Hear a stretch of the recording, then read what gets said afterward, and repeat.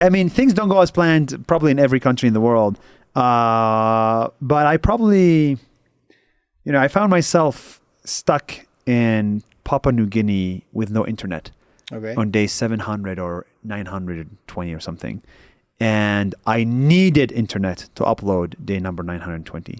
So I had to do the impossible. Actually, no, in the Amazon it happened. I just no internet in the Amazon. I needed to go find internet in the Amazon, no matter what, to upload the video.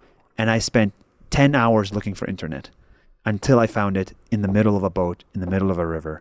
And then I got the video up. Wow. So that was very stressful. You never missed a day? Never missed a day. And this was day 900 and... No, that was actually day like 600. Yeah, well, so you were really deep in the project. I was deep in it. I was deep in it. It was crazy. And what would happen if you would miss a day? It was just devastating for you? It was just, nobody would care. But it would be devastating for me. Did you keep like a diary of like milestones in your project? Like how do you remember like each day specifically? Because I made a video about it. Yeah, so I just go watch the video. Yeah. I know exactly what happened on that day. My diary is the video. Your diary is the video. Is the video, yeah. Wow. And how would you think that you would look back to this time in your life when you're like 70 or 60 years old? Because it's fascinating having so many documentation of those of that time of your life. That's why I think everybody should document their life, because the human memory is very small.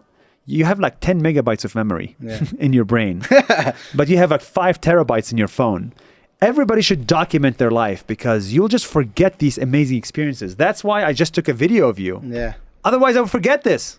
So, and I want to remember this. So that's why I'm happy, at least in those 3 years of my life, I remember every single day. Yeah, and memory is like this broken telephone game. Each day you tell yourself a story about yourself that is not accurate, and there's distortion with each passing day. Yeah, exactly. Press another button and let's see the next AI question. Nusair, you've met countless people during your travels. Can you recall a serendipitous encounter with someone that changed the direction or perspective of your video for that day? Oh, geez. These are difficult questions. Have I met somebody that changed the direction of my video? Like when you approach a video about a person, do you have like a preconceived script of what you're going to say? Or the interview changes the script? Like how do you balance what you think it's going to be about and what it actually is about? Yeah, actually, I have a preconceived idea. I come to you because I want to make a video about this idea, and you help me make it. And you made your research already. Yeah, I made my research already. So I don't actually like leave it for chance. I don't leave it for chance. Yeah. That's something that's like really, really important to realize. I control the narrative in a way, and because I want to say something important, and I use your story as a way to make that my point. But that's why I go find the people that will help me make my case stronger. So it's not like make a video about anybody in the world. Yeah. It's like the people that I think I could make a message through their story. Yeah, it's interesting because the video is not really about the person. It's about a bigger issue. A bigger idea. And the person is just the instance of that same global problem. It. Because I was going to ask you if research was hard because some of the people you appear in your video are ungoogleable. That's a term I've heard you use. Yeah. Well, they are ungoogleable, but that's why you get on a call with them. Yeah, and it's because the video is about a bigger thing than the person itself, right? Exactly. Press another button for AI questions. Nusair, many people dream of traveling the world and telling stories, but few commit to it as intensely as you did with 1,000 videos in 1,000 days. Can you take us back to day 0? What was the defining moment or thought that propelled you to embark on this ambitious journey? Was this an AI question? And how did you feel releasing that very first video? Was this an AI voice? It's an AI voice, but with my input. Like I uploaded my voice samples of myself. Super and cool. I created the voice. Super cool. Yeah. Wow. What was like the defining, because you were thinking about it for 6 months, right? What was like the defining moment or the tilting point, the inflection point of you saying, yeah, fuck this, let's do it? Well, I calculated, I asked myself, when am I going to die? And turns out there are 2 people in the world that know when you're going to die, God and Google. And so Google says 76 years. I was 24. Wow. 24 out of 76 is 31%. I was 31% done with life. So that was very scary for me. So that's when I said, okay, I'm 1/3 dead. Let me just do the next 2/3 of my life and just do whatever the hell I want to do. And I just needed meaning in my life. Actually, I needed meaning, and I didn't find meaning in my current job. If I found meaning in my job, I would have stayed forever. But it's about a man's search for meaning.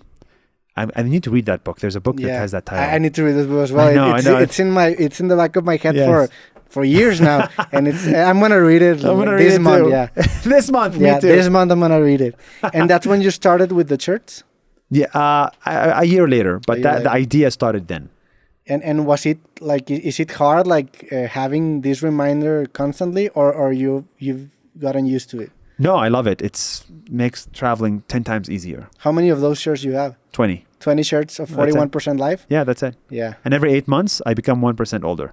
So now I'm 42% in like 5 months. In 5 months, you're 42%. Yeah. Wow, that's great, man. Yeah. Can we have the next question for AI? Lucia, having experienced so much of the world in such a unique way, what's one piece of wisdom or advice you'd like to share with our listeners as they navigate their own journeys? What an AI. You don't talk like this, I'll tell you that. Yeah. As they navigate through their journey. I don't use so rimbombant words. Yeah. My only piece of advice is there's a very high chance that the people around you are wrong. There's a very high chance that everything you believe in is wrong. And I just think you need to be you need to think again about everything society told you is okay. Whether it's smoking, whether it's drinking orange juice for breakfast as a healthy thing, whether it's religion, whether it's about women versus men, about, anything in life. Most likely society is wrong. And you need to go find your own answers. And I think when I believed everything society told me to believe when I was in my village, my life was not good. But when I started to come up with my own answers, life became exponentially better. So come up with your own answers to life's biggest questions and do not listen to society.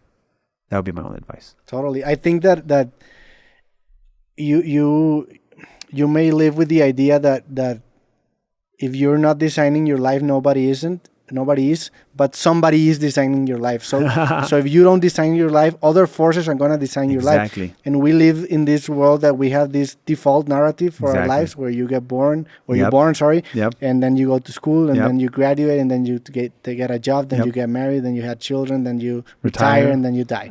And that's like the default narrative that everybody, like that everybody in this planet probably tells to themselves, because it's like something that has been passed around the years. But that's not the truth. And actually that's a really bad way of perceiving life. There's this really good reflection from this philosopher called Alan Watts. I love Alan Watts. That says something. Dream. It says something like life is like music, that the real goal of life is not getting to the end or dying, but it's dancing while the music is still sounding. And the goal of listening to a song is not getting to the end of the song. The goal of listening to music is to dance while the music is still playing. And that's life. Like we're alive. This is the good part of life, not the end. And realizing this early in your life, it's a really good gift. Alan Watts is one of my favorite people. He has this also very famous quote about dream, like you can dream it, like life is like a dream or something. I made a video about him like on day 72 or something. It was it's crazy. I actually know about Alan Watts because of a good friend of mine called Farid Diek, which has probably the biggest Facebook page right now in Mexico, and one of the biggest in the world. He has this new content where he analyzes movies, and it's like it does insane numbers, and it grew like he probably has like 60 million people right now. Wow. And he had like 5 million like a couple of months ago. He's growing like crazy, and that guy was really a fan of Alan Watts, and he showed me some of his reflections, and he's a really interesting guy. Wow, because I need to check him out. Because I think Alan Watts brought Tao Buddhism to the Occident world. That I think that was like he had like a show where he recorded these like